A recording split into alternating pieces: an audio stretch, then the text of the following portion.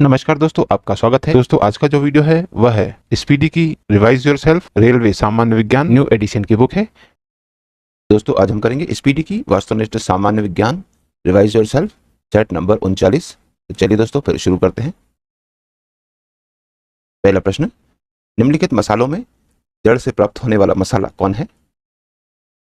दोस्तों, निम्नलिखित मसालों में से जड़ से प्राप्त होने वाला मसाला हल्दी है। अगला प्रश्न, प्रश्न नंबर 2, निम्नलिखित में से कौन सा पशु जुगाली नहीं करता? दोस्तों, इनमें से शूकर यानी सुअर पशु जुगाली नहीं करता, जबकि ऊंट, बकरी और भेड़ जुगाली करते हैं। अगला प्रश्न, प्रश्न नंबर 3, नैनी एक मादा प्रजाति है किसकी? दोस्तों, नैनी एक मादा प्रजाति है बकरी की। अगला प्रश्न, प्रश्न नंबर 4, जिस पादप में नर और मादा दोनों पुष्प उपस्थित हों उसे क्या कहते हैं? दोस्तों, जिस पादप में नर और मादा दोनों पुष्प उपस्थित हों उसे उभय लिंगी श्री कहते हैं। अगला प्रश्न, प्रश्न नंबर 5, जरा चिकित्सा यानी जेरियाट्रिक्स निम्नलिखित में से किससे संबंधित है? दोस्तों, जरा चिकित्सा यानी जेरियाट्रिक्स ऊपर दिए हुए सभी से संबंधित है, यानी बुढ़ापा आने से, जरा प्रक्रिया से और अस्थियों के भंगुर होने से। अगला प्रश्न, प्रश्न नंबर 6, स्कुआ निम्नलिखित में से क्या है? दोस्तों, स्कुआ एक पक्षी है। अगला प्रश्न, प्रश्न नंबर 7, विखंडित जीन का सिद्धांत निम्नलिखित में से किसने दिया था? दोस्तों, विखंडित जीन का सिद्धांत R.J. रॉबर्ट्स और P.A. शार्प ने दिया था। अगला प्रश्न, प्रश्न नंबर 8, टेट्रिकेल आदमी द्वारा निर्मित एक अनाज है जो निम्नलिखित दो अनाजों के बीच संकरण से बना है, वह कौन है? दोस्तों, टेट्रिकेल आदमी द्वारा निर्मित एक अनाज है जो दो अनाजों राई और गेहूं के बीज संकरण से बना है। अगला प्रश्न, प्रश्न नंबर 9, वर्तमान मानव इस पृथ्वी पर लगभग निम्नलिखित किस समय में आया? दोस्तों, वर्तमान मानव इस पृथ्वी पर लगभग 3 लाख वर्ष पहले आया। अगला प्रश्न, प्रश्न नंबर 10, हमारे शरीर के बाहर का अधिकतर हिस्सा निम्नलिखित में से किससे बना है? दोस्तों, हमारे शरीर के बाहर का अधिकतम हिस्सा पानी से बना होता है। अगला प्रश्न, प्रश्न नंबर 11, निम्नलिखित में से कौन सा पदार्थ प्रोटीन नहीं है? दोस्तों, इनमें से NAD प्रोटीन नहीं है। दोस्तों, NAD का फुल फॉर्म होता है nicotine amide adenine D nucleotide. अगला प्रश्न, प्रश्न नंबर 12, पत्ती की बाहरी त्वचा में पाए जाने वाले सूक्ष्म छिद्रों को क्या कहते हैं? दोस्तों, पत्ती की बाहरी त्वचा में पाए जाने वाले सूक्ष्म छिद्रों को रंध्र यानी स्टोमेटा कहते हैं। अगला प्रश्न, प्रश्न नंबर 13, मानव वयस्क में रक्त निम्नलिखित द्वारा बनता है। दोस्तों, वयस्क मानव में रक्त लाल अस्थि मज्जा के द्वारा बनता है। अगला प्रश्न, प्रश्न नंबर 14, वायु में ऑक्सीजन को करीब कितने प्रतिशत मात्रा होती है? दोस्तों, वायु में ऑक्सीजन की करीब 21% मात्रा होती है। अगला प्रश्न, प्रश्न नंबर 15, किस पदार्थ के संचय से मांसपेशी में थकावट पैदा होती है? दोस्तों, लैक्टिक अम्ल के संचय से मांसपेशी में थकावट पैदा होती है।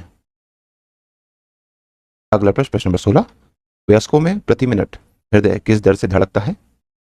दोस्तों, वयस्कों में प्रति मिनट हृदय 72 बार प्रति मिनट दर से धड़कता है। अगला प्रश्न, प्रश्न नंबर 17, वयस्कों में हर 24 घंटे में मूत्र कितनी मात्रा में बनता है?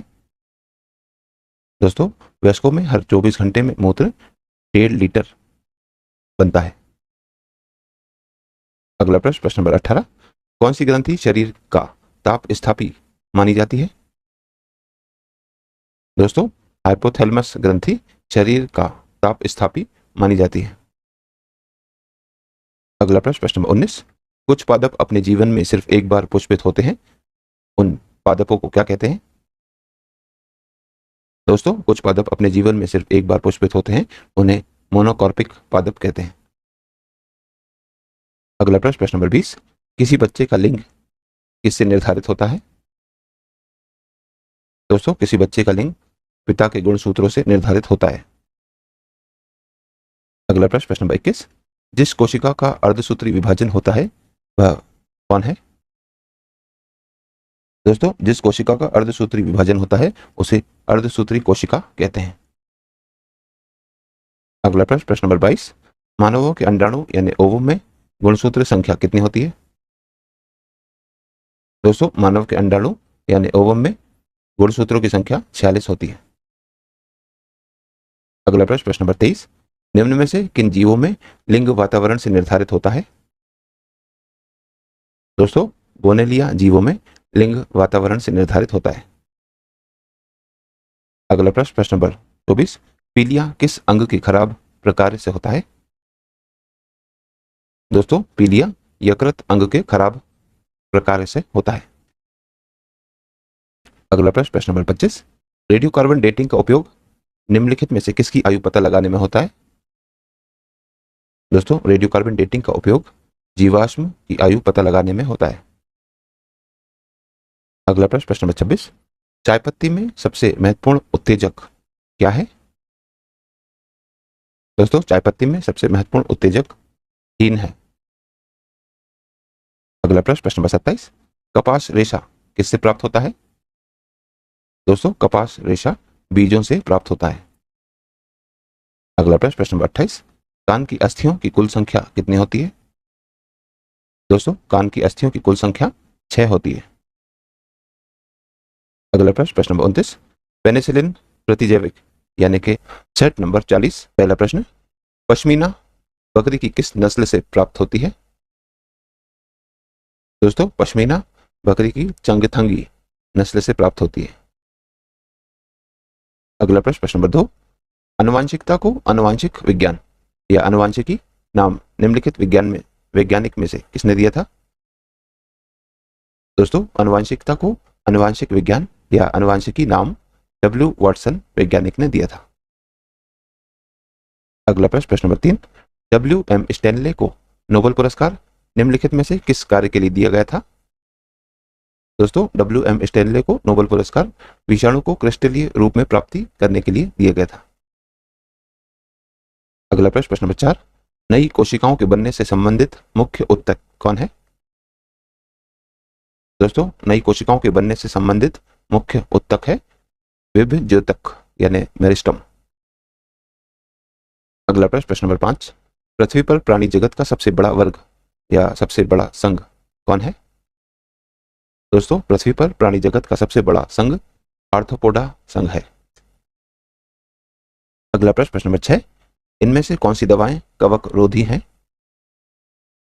दोस्तों, इनमें से ऊपर के सभी दवाएं कवक रोधी हैं, जैसे एम्फोटेरिसिन, प्राइमेरिसिन और ग्रेसियोफल्विन। अगला प्रश्न, प्रश्न नंबर 7, एड्स विषाणु के लिए सबसे ज्यादा आजमाई गई दवा कौन सी है? दोस्तों, एड्स विषाणु के लिए सबसे ज्यादा आजमाई गई दवा जीडोवुडिन है। अगला प्रश्न, प्रश्न नंबर 8, जीवाणु में गुणसूत्रों यानी क्रोमोसोम्स की संख्या निम्नलिखित में से कितनी होती है? दोस्तों, जीवाणु में गुणसूत्रों की संख्या 1 होती है। अगला प्रश्न, प्रश्न नंबर 9, अधिकांश आहारों का सबसे बड़ा अंश निम्नलिखित में से कौन सा होता है? दोस्तों, अधिकांश आहारों का सबसे बड़ा अंश कार्बोहाइड्रेट्स का होता है। अगला प्रश्न, प्रश्न नंबर 10, पादपों में कार्बनिक पदार्थों का परिवहन किसके द्वारा होता है? दोस्तों, पादपों में कार्बनिक पदार्थों का परिवहन कोशवाह यानी फ्लोएम के द्वारा होता है। अगला प्रश्न, प्रश्न नंबर 11, कृत्रिम गुर्दा किस सिद्धांत पर काम करता है? दोस्तों, कृत्रिम गुर्दा अपोहन यानी कि डायलिसिस के सिद्धांत पर काम करता है। अगला प्रश्न, प्रश्न नंबर 12, बच्चे का लिंग निर्धारित कब होता है? दोस्तों, बच्चे का लिंग निर्धारित अंडाणु के निषेचन के समय होता है। अगला प्रश्न, प्रश्न नंबर 13, अंडाशय से गर्भाशय तक अंडे का संचलन किसके द्वारा होता है? दोस्तों, अंडाशय से गर्भाशय तक अंडे का संचलन डिंबवाहिनी नली यानी फैलोपियन ट्यूब के द्वारा होता है। अगला प्रश्न, प्रश्न नंबर 14, इनमें से किस पादप का पुष्प सबसे बड़ा है? दोस्तों, इनमें से रेफलेशिया पादप का पुष्प सबसे बड़ा होता है। अगला प्रश्न, प्रश्न नंबर 15, पौधों में असली फल किससे बनता है? दोस्तों पौधों में असली फल अंडाशय यानी ओवेरी से बनता है। अगला प्रश्न नंबर 16, किसी वृक्ष की आयु कैसे पता चलती है? दोस्तों किसी वृक्ष की आयु उसके तने की काट में वार्षिक वृद्धि चक्रों को गिनकर पता चलती है। अगला प्रश्न नंबर 17, इनमें से कौन सा पादप हार्मोन फल पकने की क्रिया को नियंत्रित करता है? दोस्तों वह पादप हार्मोन है इथिलीन, जो फल पकने की क्रिया को नियंत्रित करता है। अगला प्रश्न नंबर 18, एक सामान्य मानव देह कोशिका में गुणसूत्र की संख्या कितनी होती है? दोस्तों एक सामान्य मानव देह कोशिका में गुणसूत्र की संख्या 46 होती है।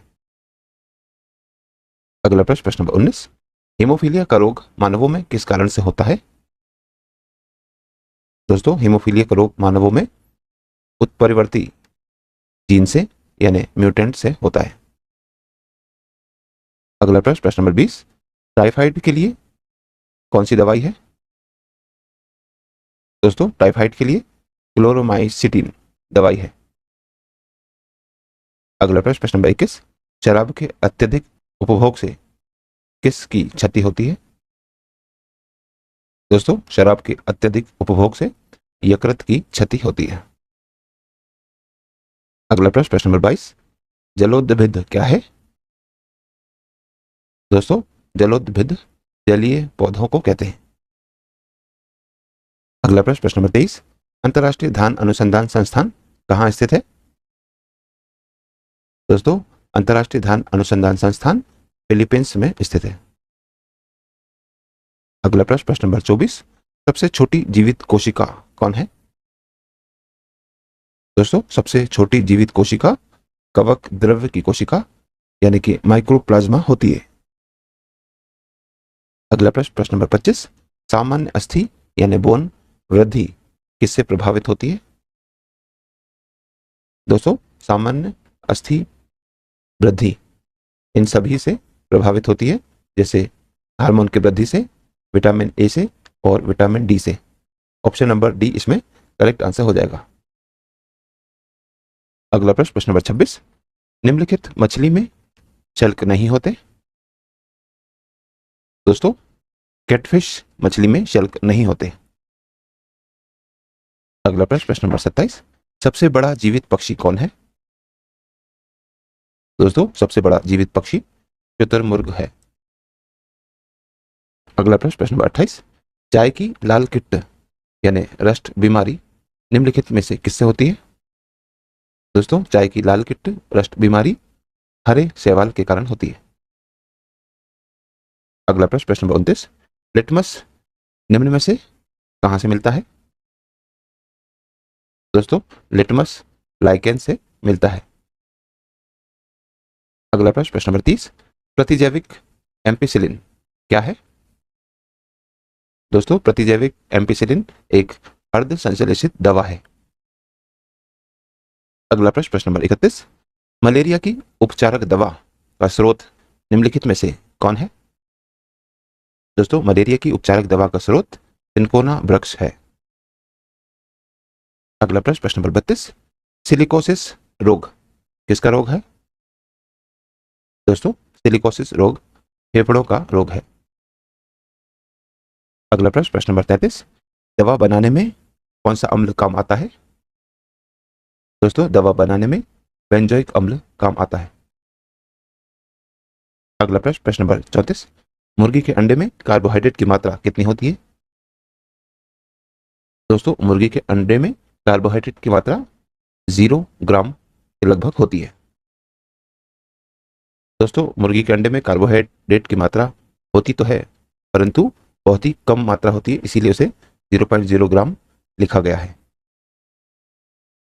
दोस्तों आज की इस प्रश्नावली में कुल 34 प्रश्न थे जो हमारे द्वारा पूर्ण कर लिए। और दोस्तों यदि आप इस YouTube चैनल पर नए हैं तो चैनल सब्सक्राइब कर लीजिए, वीडियो को लाइक किया कीजिए तथा इसे अन्य लोगों के साथ भी शेयर कीजिए। तो दोस्तों मिलते हैं हम अगले वीडियो में अगली प्रश्नावली के साथ। तब तक के लिए नमस्कार।